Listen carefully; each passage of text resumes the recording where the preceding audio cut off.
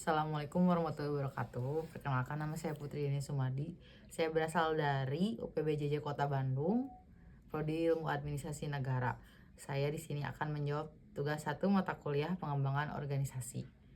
Di tugas 1 ini ada 3 soal yang harus dijawab. Yang pertama yaitu mengapa organisasi tersebut perlu melakukan perubahan dan faktor-faktor apa saja yang mendorong organisasi tersebut melakukan perubahan.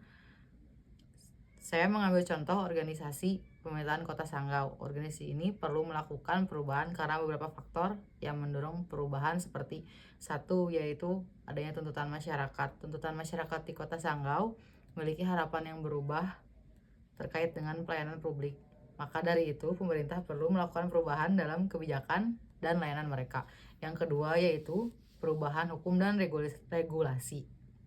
Hukum dan regulasi mengatur pemerintahan dan layanan publik yang sering berubah.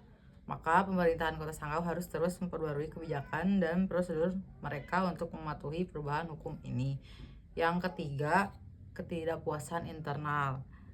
Karyawan di pemerintahan Kota Sanggau perlu meningkatkan efisiensi dalam bekerja. Ini bisa menjadi dorongan untuk memperkenalkan perubahan dalam manajemen, proses kerja, atau budaya organisasi. Yang terakhir ada perubahan teknologi.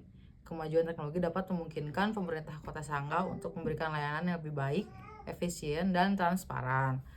Pemerintah Kota Sanggau harus mampu merespon perubahan ini agar tetap efektif dalam memberikan pelayanan kepada masyarakat.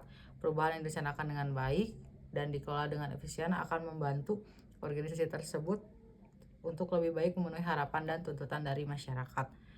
2. Pemilihan model diagnosis yang cocok untuk organisasi sektor publik seperti pemerintahan Kota Sanggau akan sangat bergantung pada situasi dan tujuan perubahan yang ingin dicapai. Beberapa model diagnosis yang dapat digunakan oleh organisasi semacam itu meliputi 1 yaitu model SWOT. Kelebihannya yaitu membantu mengidentifikasi kekuatan dan kelemahan internal mereka serta peluang dan ancaman eksternal yang ada. Kedua yaitu model Coulter's Eight Step Change Model. Kelebihannya yaitu memberikan panduan langkah demi langkah tentang bagaimana merencanakan dan mengelola perubahan. Ini sangat membantu organisasi dalam melaksanakan perubahan secara sistematis. Dan terakhir yang ketiga ada model Lewin's Change Management Model.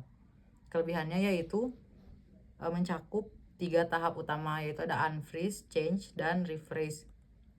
Ini membantu dalam memahami bagaimana melepaskan status quo, mengimplementasikan perubahan, dan menstabilkan perubahan tersebut. Dan terakhir, soal nomor ketiga yaitu model pengelolaan perubahan apa yang paling cocok digunakan.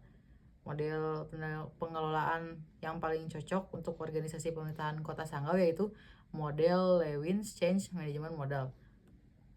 Model ini cocok untuk organisasi pemerintahan Kota Sanggau karena model perubahan ini relatif sederhana dan terstruktur. Model ini mengidentifikasi 3 tahap utama yaitu ada unfreeze, change, dan refreeze. Organisasi pemerintahan Kota Sanggau dapat menggunakan model ini untuk merencanakan perubahan dan mengimplementasikannya, lalu menjaga stabilitas organisasi dan masyarakat. Sekian dan terima kasih. Wassalamualaikum warahmatullahi wabarakatuh.